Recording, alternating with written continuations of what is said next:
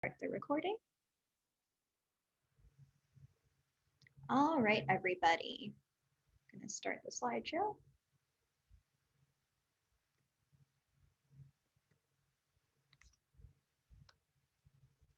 So hello, everybody, and welcome.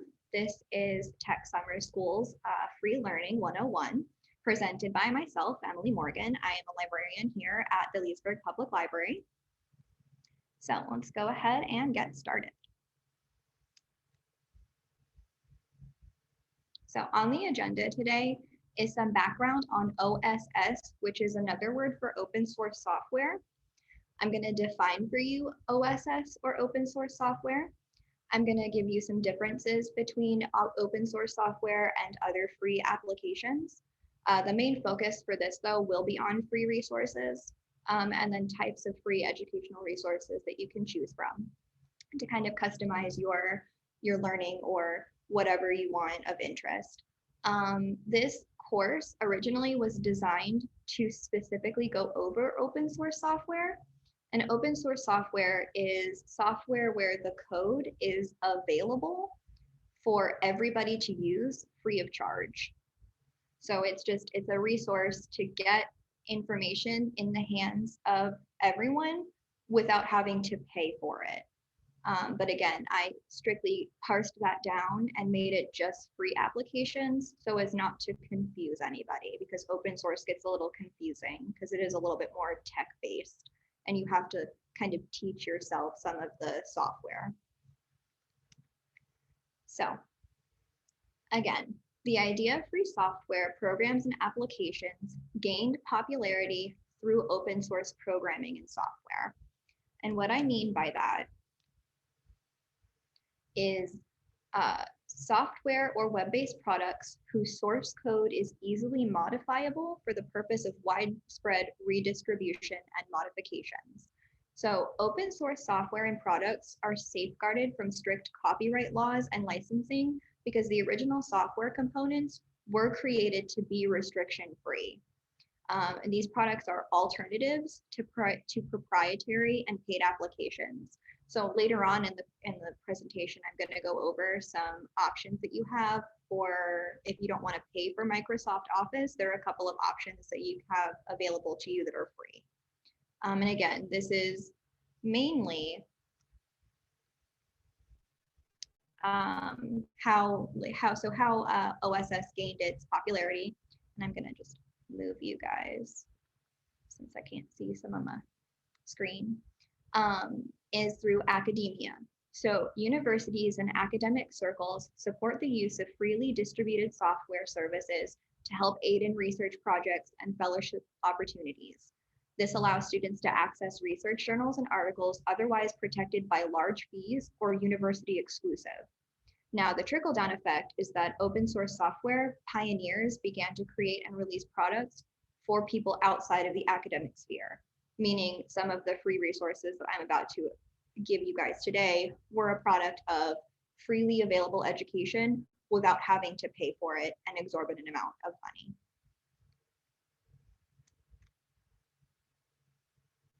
So here are some little differences.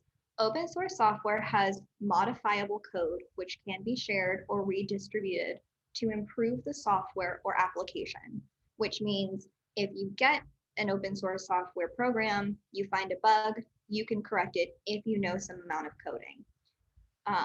For free software applications, they're not modifiable and are downloaded as is.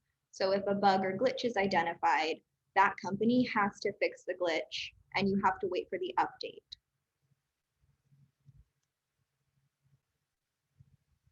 So here are some options you have for, and I've hyperlinked these for you, for free learning lists.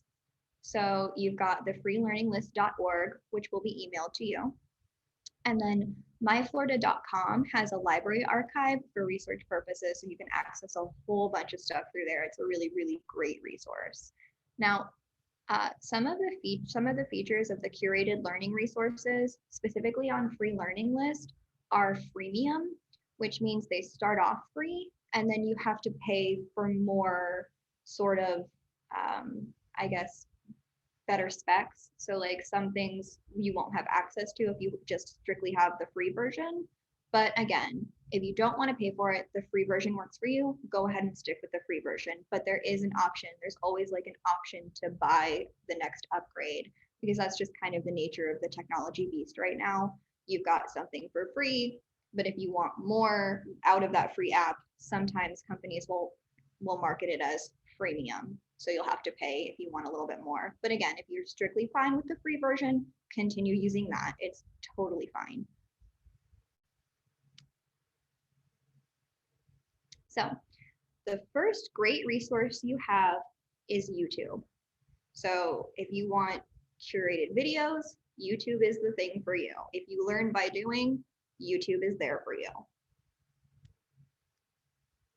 And I'm just going to go through a couple of examples of different options you have on YouTube that are like teaching based or learning based.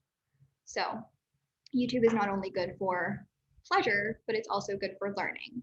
So TED Ed is a verified YouTube channel, which has curated lessons by subject.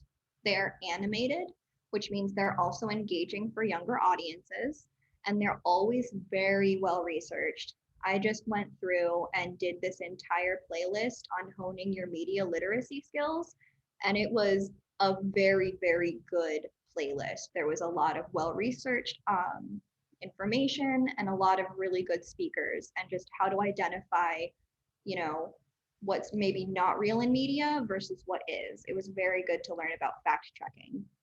And again, if you want I haven't subscribed to this channel, but if you subscribe to this channel, it'll say subscribed up here. And then when you're looking for something that is verified and vetted through YouTube as the correct source, or as the source that you're looking for, you're going to want to look for this check mark. This check mark lets you know that YouTube has vetted this source and made sure that TED Ed is what TED Ed says it's going to be doing and is. So again, if you want to verify the identity of the source you're looking for, look for that check mark. YouTube also offers something called Crash Course. It features a wide range of subjects again, so you can basically break it down by whatever you're interested in. It has very high quality educational videos, and it is from trusted sources, and it has a lot of really good vetted information. And again, I went on like a very big digital literacy kind of during 2020, kind of a kick. So this digital study hall was really good. And I'm pretty sure that this was partnered with their local college. So that was pretty awesome. And again, it's just, you know, search for whatever you want to. But again, these are just some options you have for just preset courses that are known to be vetted and have good information. So again, another really cool resource is the Smithsonian's National Museum of Natural History. Their tagline is "Discover the Natural World through collections, exhibitions, and virtual outreach." And this is really good for all ages. This right here is from a playlist that they did in 2020. They had narrated virtual tours. So they took you through like the ocean hall and then all throughout the rest of some of that like ocean exhibition. It was very, very cool. So again, the Smithsonian has a ton of virtual tours like this. They do the art museum, they do a whole bunch of virtual narrated tours, and it's like you're at the museum without actually being at the museum.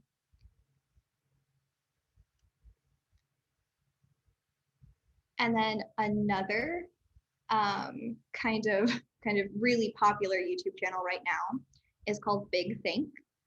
Big Think is the leading source of expert-driven, actionable educational content. Big Think aims to help you explore the big ideas and core skills that define knowledge in the 21st century. And again, this is another course that you can search through their playlists for pretty much anything you're interested in. I was looking for some writing tips, and so they have an entire playlist that was last updated in May for writing tips from experts. So they've got like big writers. Margaret Atwood did a video, which was very, very interesting, and I was very excited about that.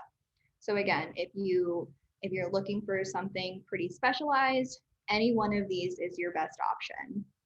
And again, if you want something vetted, make sure that it's got this check mark next to it.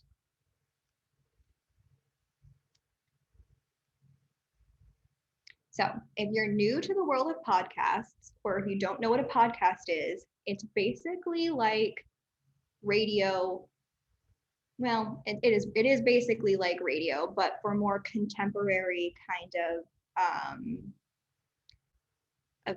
I guess, well, I guess maybe so contemporary issues or anything really. You can basically find a podcast on anything you're interested in.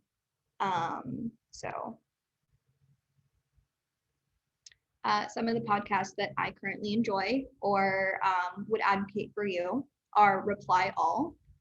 So if you're interested in discussions on internet culture and mainstream topics, what's trending, it is timely advice on how to navigate the digital landscape, and it's also rated for older audiences. And what I mean by that is that if you see a little E next to anything, if you're searching for podcasts, and I have a presentation specifically on podcasting, so if you still are kind of unsure about podcasts or how to access them, there is a presentation already recorded on our YouTube channel all about podcasting, so you can certainly go and look at that.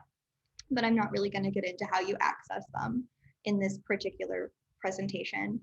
But back to what I was saying about this little E, that means explicit content. So sometimes it features strong language. So if that's not your style, avoid anything that has that little E next to it. And it'll have the E next to the name or next to the episode.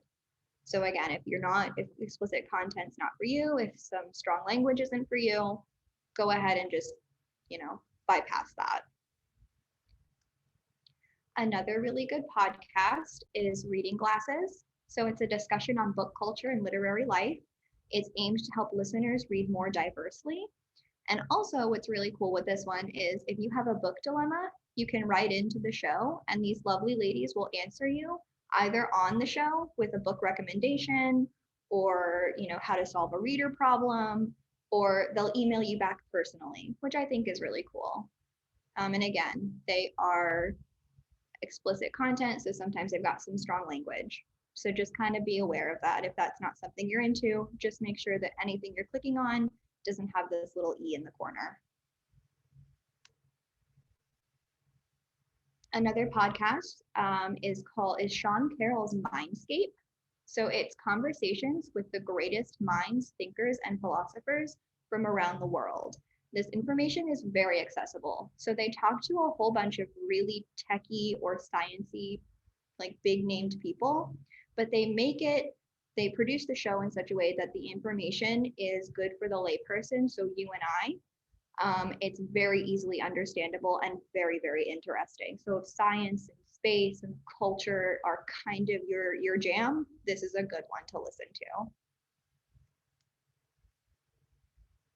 And then another one is Stuff You Missed in History Class. So if you want to learn about some of the greatest, strangest people, places, and concepts that you missed in history class, this is your podcast. The episodes are very well researched, they're very informative, and the hosts are very genuine. So they've got really good conversations that happen between them. They're very good researchers. So again, this is another one that's pretty cool and very, very popular. And I only started listening to this because a colleague of mine actually suggested it. So I really do enjoy it. And again, podcasting has something for everybody. You can basically search by subject, genre, interest, and you'll find something. So another really good free resource you have that's more structured and less kind of just learning as you go are virtual courses.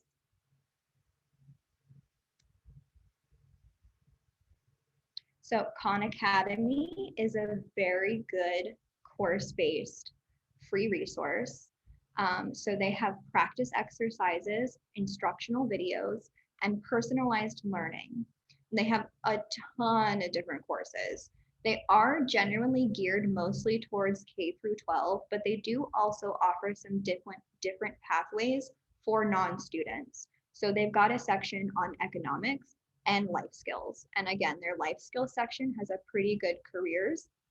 So if you're looking for a different career option, if you're looking to research a different career, that's really good. They've also got a personal finance. So if personal finance is something you're interested in, that's another very good course to take. And then again, I really like that their mission is to provide a free world-class education for anyone, anywhere, because realistically, education should be easily accessible to everybody.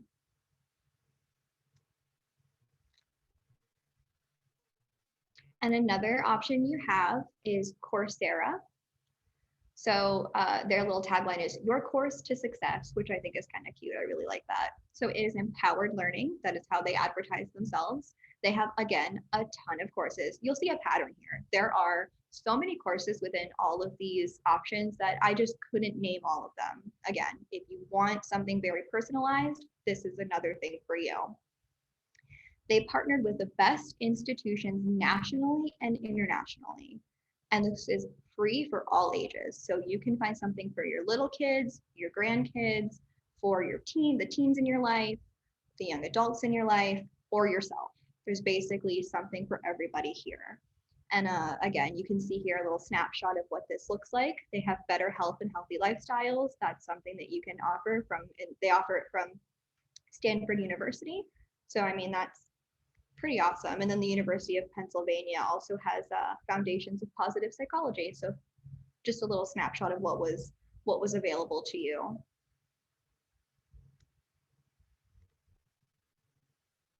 And then another resource that we have, so our library invites you to LinkedIn Learning. So it's a new database and it's free to access to the Lake County Library System with your library card. It does require your card to get started. So if you don't have a Lake County Library card, go ahead and sign up for one. LinkedIn Learning is an educational site with self-guided video courses designed to help you improve your business, creative, and technology skills. My top picks, because I signed in personally to my account, were diversity and inclusion, and also Microsoft, because I'm trying to teach myself Excel. I'm not Excel savvy. It's not something that I'm very, very good at, but I am going to learn a little bit more about it through this course. And again, this is a really good new database that we just acquired. For those of you who've been with us for a while, it replaced Learning Express, if you're familiar with that, which was another free resource for kind of furthering your education. But again, we dropped Learning Express and gained LinkedIn Learning. And it does have a ton of features. They're constantly getting new lessons. They're curating things based on your top picks. So it's another really great resource. I do have a presentation on LinkedIn Learning. So if you are curious, that's also going to be up on our YouTube channel. Eventually, it's not there yet because it has to go through county first. But that if you want to learn more about LinkedIn Learning, we certainly will have that available to you guys on our YouTube channel soon.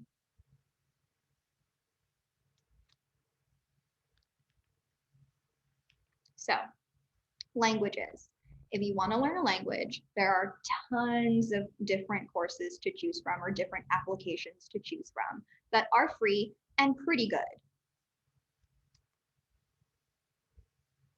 So Duolingo features over 35 language options. It is rated for all ages. It is small, bite-sized lessons, and it's got a game-like quality to help you with cognition and helps build your vocab and grammar over time. So if you constantly keep going back to this app and doing the daily lessons, you will learn the language bit by bit. And it is kind of incentivized. So you get like, as you go through the course, it gives you like little milestones to hit, which is really, really cool. And again, kind of just makes learning a language fun. So you're not traditionally sitting down, learning by someone speaking at you. It's kind of giving you more engaging content. Some of you don't know me. I took 2.5 years of Japanese in my graduate degree, so I'm still trying to learn the language. Any language application I get, I click on it just to refresh myself because I'm still not very proficient. I'm not even conversational at best. but it is something that I'm passionate about and something that I will continue to use these applications for. So Rosetta Stone also now has an application that you can download. And all of these are phone-based applications. So if you have a smartphone, if you have an Android, you'll go to your Play Store to download these. If you have an Apple device, you'll go to your Apple App Store. And so Rosetta Stone has, like I was saying, an application. It features 24 language options, so it's a little bit limited. I mean, Duolingo is a little limited as well. But the main languages that you're going to want to see: French, German, Italian, Spanish, those are here. It is, again, rated for all ages. It is very interactive. It has contextual lessons. So the lessons always make sense. They're not just short little bite-sized kind of game incentivized. They are immersive, and they help users go beyond memorization. So they put you in a situation where you have to think about what response you will make to the question they ask, which is very, very good for learning. Again, this is one of those apps that I was telling you about that is freemium. So you can, if you want more from this app than just the current option, you can purchase some like part of the app for more. You don't have to. Again, the free version is just as good as the paid part. You just have access to, like, I think, a little bit more language content if you purchase it. So HelloTalk is something that we used when I was in school. It is global. It connects users with a native speaker, and it is communication based. So it does require some knowledge of the language you wish to practice. And it has a live chat option, which connects you with users and teachers online. So if you're trying to learn a language conversationally, this is really good for you. And again, I used this in school. So when I was taking my Japanese course, HelloTalk was something that we used. And it does connect you with a native speaker. You introduce yourself, and then you just start chatting in the language that you're learning. It's pretty fun and interactive. Again, if it's not your style, there's so many other options. If you type in free learning application into your phone or your desktop, you're going to get a ton of hits. I would usually, if going by choice, I would make sure to look at reviews. That's always another really good thing, is looking at reviews for everything. And then also looking at the star rating. So based on how many stars it has, make your choice, and also based on what people are saying about the application itself. So again, this was something that I used. If it's not really your speed, you're certainly able to find something.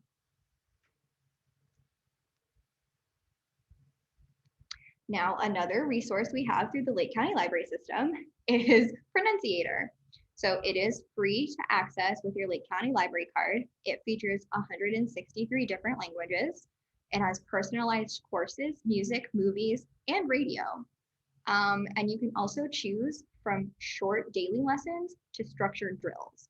So if you want something that's kind of short, if you're learning vocab, it's really good for you. If you're like looking to travel to this country, I would recommend doing the structured course, because it is an 8-week drill-based kind of course with a lot of like vocabulary, situational issues, like, good conversational building skills for you to travel. Again, I really, really like Pronunciator. If you have a library card, it's just right on our databases page. You'll just log in with your library card, choose the language you want to learn, and then go from there. It's pretty self-explanatory, and it is pretty easy to use. There's no kind of wacky settings with this. And also, you can have, it says here movies. So there's a section in your lessons where you can watch movies, subtitled or not, in the language you're trying to learn. So that's another really good way to learn to recognize certain words or phrases that you might already know or are still learning. So again, it's really good information for the language you're trying to learn. And all of them are free. So why wouldn't you? So books, everybody's most anticipated portion, or at least mine. So free Gutenberg project. So you can access this online, or on the web. So you can, or on your phone. So this also has an application that you can download. It's not currently done yet, so the application is still being built. But this is free ebooks online. You can browse or search by title, author, genre. So this features ebooks in several native languages and works in translation. So if you're, again, still building off of your language skill, if you're looking for a book in a specific language, you might be able to find it here. I'm not saying they have every option, but they do have quite a few. And the bookshelf option lets users sort by pre-assigning genres or subjects. So this bookshelf is sorted alphabetically, and I was just looking at books in horror. So you can see that this one is an audiobook as well. So they have access to the e-version and audiobook version. So again, the Free Gutenberg project is looking to, basically it takes books that are no longer in the public domain, so books that are out of their publication date, and putting them on a giant database online for free for access. Now, sometimes you will find some contemporary books if they've contracted with Gutenberg, but a lot of the time you're going to find a lot of your classics here. So this is another really good option for free ebooks if you're very interested in classics, if you want something in another language, or if you're looking for something translated. We've also got Librivox, which is an app that you can download. You can also listen to it on the web, so you can just access Librivox at librivox.com. It is mostly audiobooks, and by mostly, it is audiobooks. It has 24,000 audiobooks. You can stream or download, so you can listen on Wi-Fi, or you can download it later for free if you don't have any Wi-Fi access, or if you're going on a plane. It's a very good option for if you're traveling and you don't want to use your data. You can download the audiobook. You can search by subject, genre, title, or author. It is volunteer-based, so everybody that narrates the audiobook is a volunteer, and you can choose from hundreds of classics or most popular. So LibriVox does get some of the more popular or New York Times bestseller books. You will find that you can search for a book and it'll pop up with maybe 4 or 5 different narrators. So I recently listened to The Legend of Sleepy Hollow, and I didn't originally like the first narrator. So I went back to the search and chose a different narrator and ended up cycling through about 2 or 3 before I landed on someone I liked. So again, it is volunteer based. So they are just, you and me reading an audiobook for free for access for anyone. So again, if you don't like an author, or if you don't like a narrator, you can just kind of pick and choose someone you do end up liking. So I think that's pretty cool. And also, a funny story, LibriVox got me through most of my Brit Lit reading during my undergraduate degree. I took a Brit Lit and American Lit class in the same year, in the same semester, which was a lot of reading. And I had about an hour's drive back and forth. So this really saved my life when I was listening to most of the books that we had to read for class. So it is great for travel. Another one we have is free books. So you have free books, they're free ebooks and audiobooks. It offers a free download for offline listening and reading. So again, if you're traveling, if you don't have access to Wi-Fi, if you are somewhere with Wi-Fi, download what you need, listen to it offline, which is really great. So it doesn't use your data. It doesn't, it doesn't cost you any extra additional phone fees. It does have an advanced e-reader section. So that allows users to change the font size and margins. Some of the other free apps don't allow you to do that. So if you need to see a bigger font, you're certainly able to do that with this. You can make that font as big as you need it. And then it also allows you to change the margins of the page. So if you need a bigger font and a wider spacing, it's really good for that too. Users can also change from a dark to a light mode. So if your doctor has told you that you need to read on a very light on a very dark background, or a background that doesn't reflect the blue light, this has that option. So you switch it from light mode to dark mode and it's easier on your eyes. And you can also do that in the audiobook version as well. You can change from light to dark mode. And then another one that the Lake County Library System offers is Overdrive.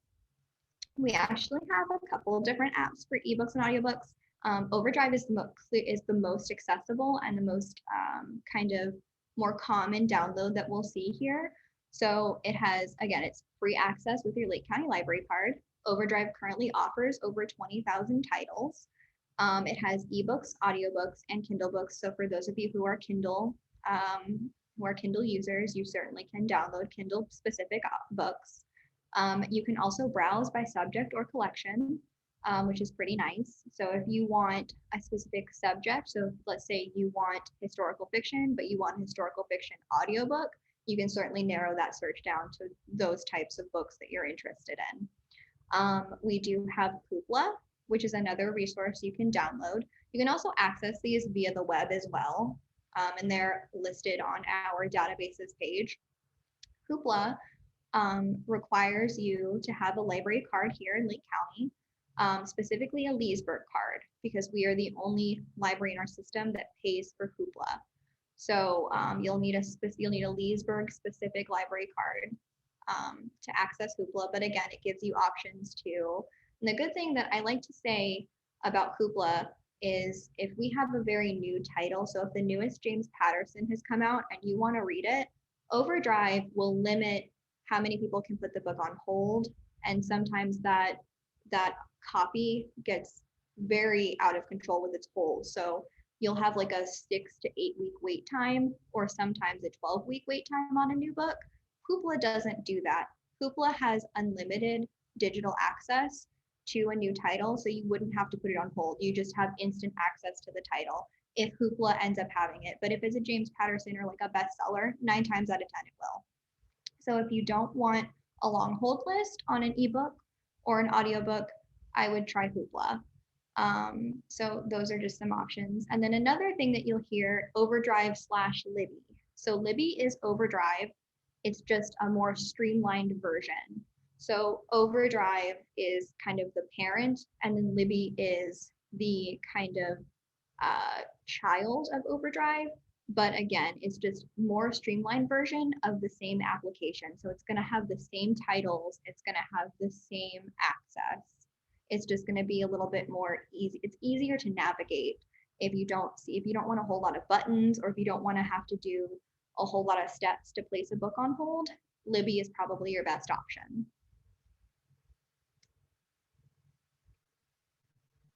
And music. So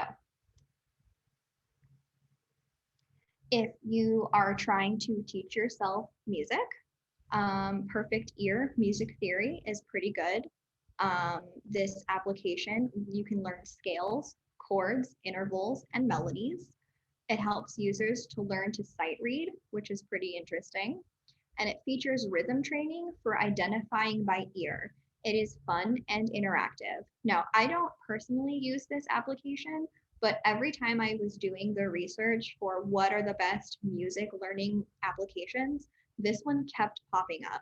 Now, my husband's family is very into music. They're all very musically inclined. And his older sister says that this application is something they use in teaching music theory in some settings. So, I mean, and she's like, yeah, so it's wonderful. So you can teach yourself piano. I think it has a little bit of guitar, and even has some percussion scales. So that's, again, if you're interested in teaching yourself to read music or music theory and to listen by ear, this is a great application for you.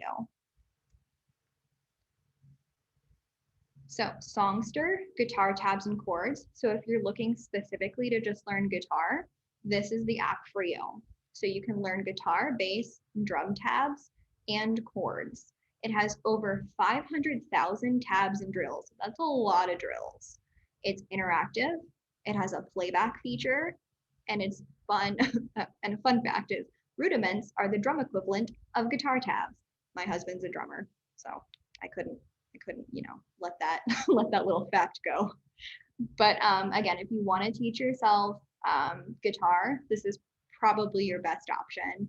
If not, learning from YouTube, because YouTube has a ton of great musicians that have personal channels or channels with their affiliate that they teach you through. Like Vic Firth has a couple of drummers.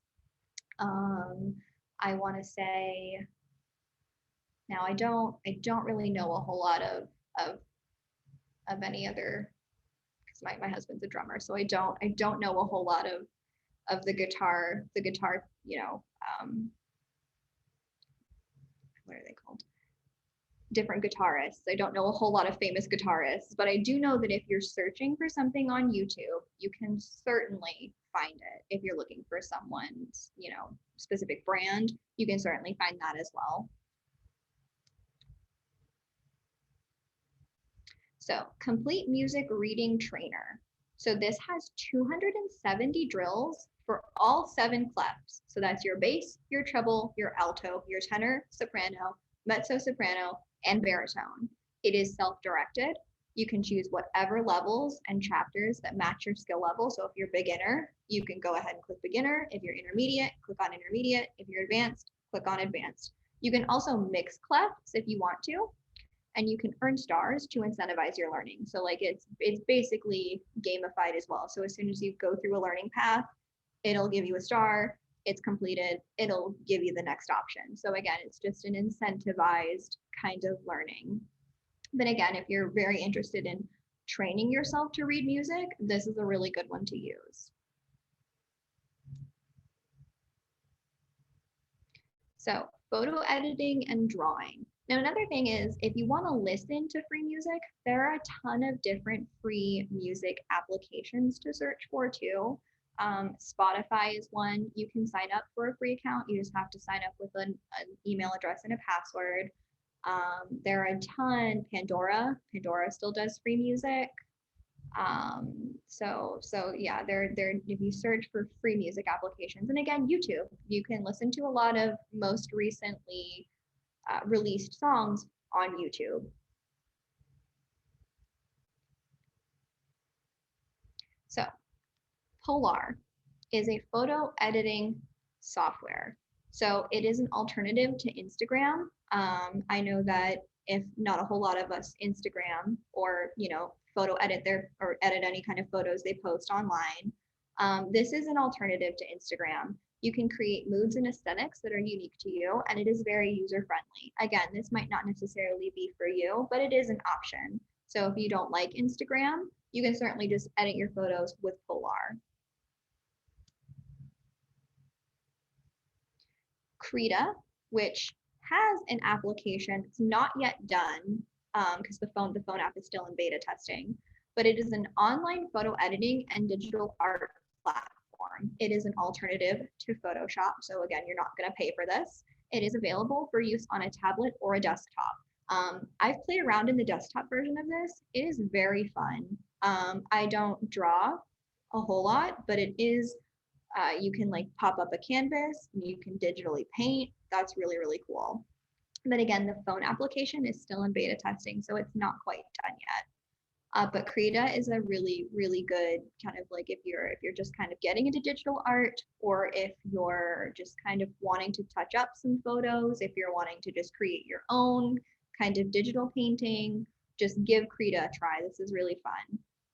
It does take a little bit of teaching yourself the different brushes, and so you're going to have a little bit of patience with that. So you have to learn what brush does what, and which like sizing is right for you. But again, it's really fun to kind of play around with this if that's your style, if digital photos or digital painting is kind of your thing, or you want to get into it. Now, Ibis Paint X has over 2,500 material options. It is a digital drawing and painting application. It has over 381 brushes to choose from, 71 different overlays, 46 screen tones, and 27 blending modes. And their YouTube channel offers free video tutorials. So if you really want to learn how to use this application, you go right to their YouTube channel. It's just Ibis Paint X YouTube. That's what you type in. It is very fun. I like to paint with this one as well. This one, I will say, doesn't have as much of a learning curve as Krita does. So this one is definitely, if you just want to play with something, pretty easy. This is going to be the application for you. If you just want to like color something real quickly, this is it. And we're almost coming to the end. So Microsoft Office alternatives. So if paying for Microsoft Office is not really your jam or not really something that you want, you do have a couple of options. You have LibreOffice. It functions the exact same as Microsoft Office. It's easy to download. It is compatible with Microsoft products. It features a writer, which is a word processor, your calculator, which is your spreadsheet. So it's going to be like your Excel file. And then your Impress presentation, which is going to be your PowerPoint. Again, this is, if you don't want to pay for Microsoft, this functions very similarly to Microsoft.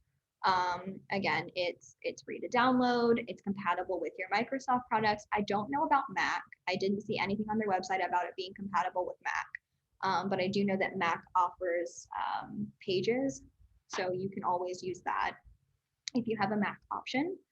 But again, this, if you don't want to pay for Microsoft, LibreOffice is another good alternative for you to try. And we've also got Apache OpenOffice. It, again, functions the exact same as Microsoft Office. It is easy to download. It's also available in different languages, so you can download it in a different language if, again, you speak a different language already or are trying to learn. It features, again, a writer, which is going to be your document, your word processor, your calculator, spreadsheet, or your Excel file, and then your Impress presentation. So they have the same feel and name, just from two different companies. And again, because they're open source, they're pretty much the exact same, just a different name from the open source publication. So one is LibreOffice, one is Apache OpenOffice. And again, you can see here that this is some of the product descriptions. You can download any one of these. You can download all of them at once, or you can just download the ones that you need.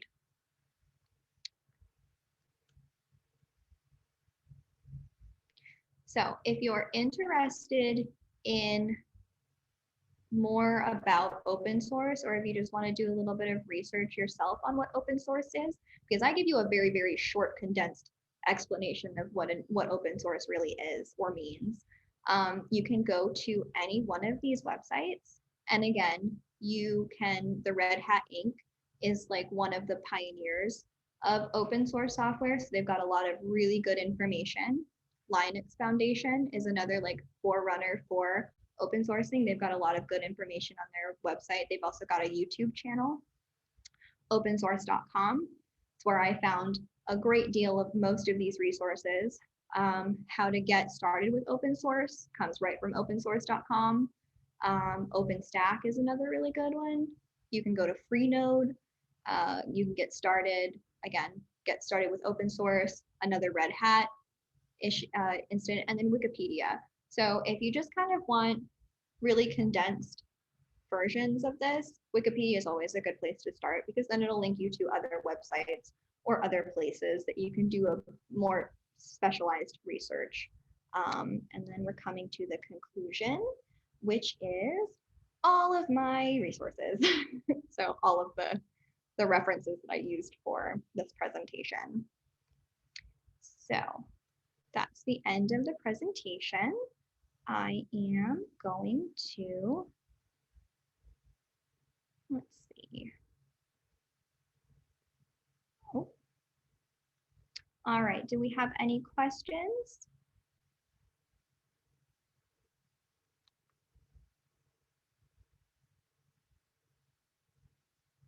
If you have any questions, you'll have to unmute yourselves. Can't. Now, did you say that this was going to be a 2-hour presentation at the beginning? A what? I'm sorry, my mic cut out a little bit. Oh, okay. I was just wondering, I thought it, at first when you talked, there was going to be a 2-hour presentation. Is there, Oh, so what I was saying was I like to give a 2-hour window from when I end the presentation to when the recording for this comes out. That's what I meant. oh, okay. Yeah, no, I So, wasn't gonna bitch for 2 hours.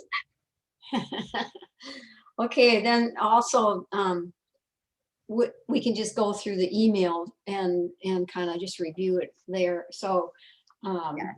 that sounds good. Do you know what the next presentation is about? Is it similar to this? I believe the next one, and I'm not quite sure because I don't have the schedule with me, but I'm pretty sure next week is either Google Docs or it's either Excel milestones. Okay. So I'll have to look. If you want, I can send you an email with the rest of the schedule if you'd like. I printed everything off and I just don't have it in front of me, I guess. I was just surprised how many resources are out there that I never heard of. So this is excellent. Thank you. You're welcome. I know, and it's a little overwhelming because I do throw a whole lot of information at you. But again, you can always review this presentation. You can always review the recording, and also feel free to email the library with any kind of questions. So I do see a chat here. It says, if you're trying to learn more about how to use a computer, which one of these resources would you direct us to? For example, how to navigate your laptop or do a Google search. So we do have a class coming up that is Windows 10 based. So that'll kind of get you through the basics of your computer. If you are just learning, if you're just trying to learn how to navigate through the laptop, your best option is probably going to be YouTube, because you can type in the specific model of laptop you have, and then there's going to be somebody who will walk you through that. So YouTube does a lot of really good visual and kind of screen sharing so that it'll mirror what's on screen for you. Does that answer the question? Okay, perfect. Thank you.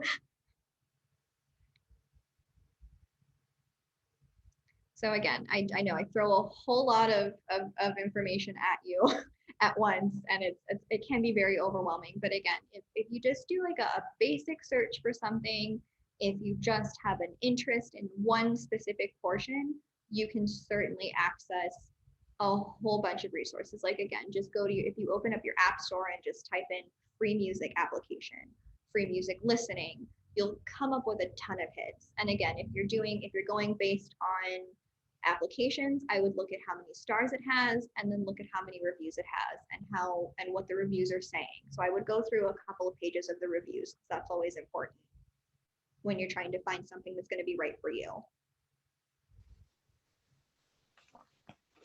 Would YouTube have any tutorials on how to use a smartphone? Yes, they would. There are also guidebooks here at the library as well on how to use your smartphone. I think one of them is Smartphone for Seniors, or Senior Friendly Smartphone. But yes, YouTube will definitely have some. If you have I have a Samsung Galaxy S10. So if I were on YouTube, I would search for Samsung Galaxy S10 tutorial. And then a lot of the time you find that the Samsung itself has a YouTube channel. And so if you're wanting to learn the difference in the phone, you'll find that from their YouTube channel personally, or somebody else who just has the phone and is walking you through the different applications. Now, again, I have a Samsung, so that's just why I said Samsung. But if you have any other kind of phone, if you've been LG, go to YouTube, type in LG, whatever model you have, and then tutorial. Thank you. Of course.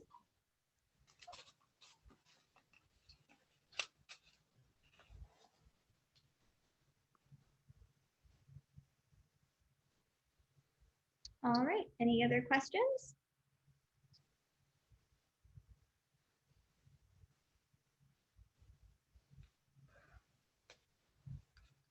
Resources for beginning podcast. Okay, so if you missed that portion of my of the beginning, I do have a presentation on our YouTube channel specifically for podcasting.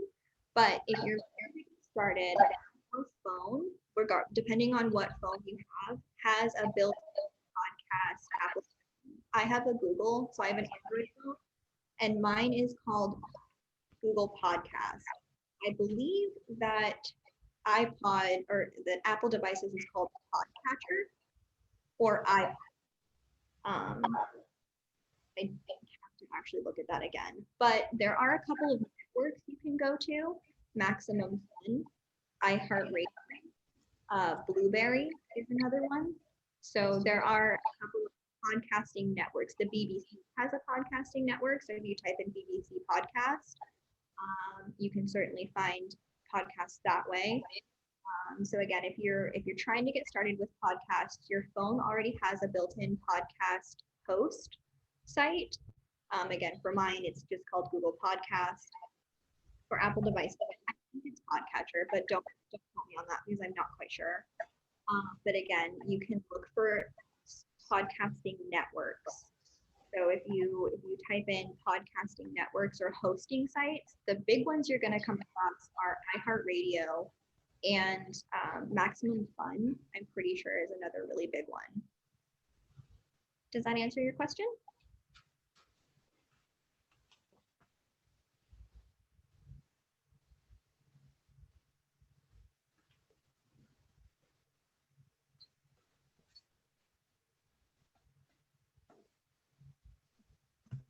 If you need to, Brian, I can send you the link to my presentation on how to get started.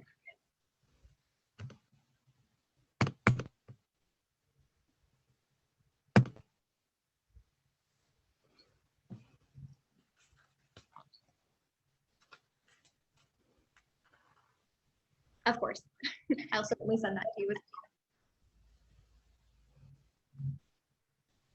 All right, anything else?